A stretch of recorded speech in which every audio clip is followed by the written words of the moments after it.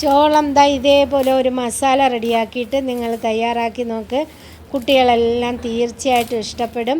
അടിപൊളി ടേസ്റ്റാണ് അതിന്. അപ്പോൾ അതിനായിട്ട് ചോളം ഞാൻ ദാ ഇതേപോലെ ഒന്ന് ക്ലീനാക്കി എടുക്കുന്നുണ്ട്. ഇനി ഇത് കഴുകി വൃത്തിയാക്കിയിട്ട് ദാ ഇതേപോലെ ഒരു 4 പീസായിട്ട് മുറിച്ചെടുത്ത്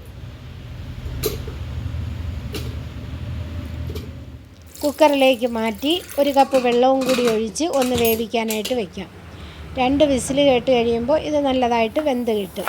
അപ്പോൾ അത് വേവുന്ന സമയം കൊണ്ട് നമുക്ക് സവാളയും തക്കാളിയും ഒന്ന് ചെറുതായിട്ട് അരിഞ്ഞെടുക്കണം. 1 മുറി സവാള അരിഞ്ഞെടുത്തു. ഇനി തക്കാളിയും കൂടി അരിഞ്ഞ് മാറ്റി വയ്ക്കാം. ഇനി വേണ്ടത് ക്യാപ്സിക്കമാണ്. ക്യാപ്സിക്കം എൻ്റെ കയ്യിലുണ്ടായിരുന്നത് വലുതായിരുന്നു. അപ്പോൾ ഞാൻ അതിൻ്റെ 4/1 എടുത്തിട്ടുണ്ട്. അപ്പം നിങ്ങളതിൽ ചെറുതാണെന്നുണ്ടെങ്കിൽ പകുതി എടുത്താലും മതി. ഇനി ഒരു കുക്കുംബറിൻ്റെ പകുതി ഞാൻ എടുത്ത് ഇതേപോലെ ഒന്ന് കട്ട് ചെയ്ത് മാറ്റി വയ്ക്കുന്നുണ്ട്. കുക്കുംബറിന് പ്രത്യേകിച്ച് അളവില്ല, അത് അവരവരുടെ ഇഷ്ടത്തിനനുസരിച്ച് എടുക്കാം.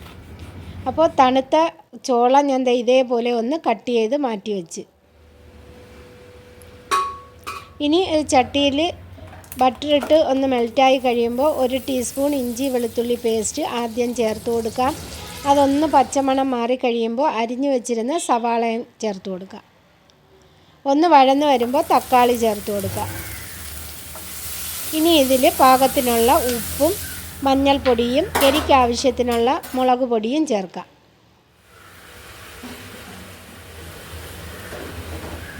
ഇതിൻ്റെ പച്ചമണമെല്ലാം മാറിക്കഴിയുമ്പോൾ ഒരിത്തിരി ഒറിഗാനോയും കൂടി ചേർത്ത് കൊടുക്കാം.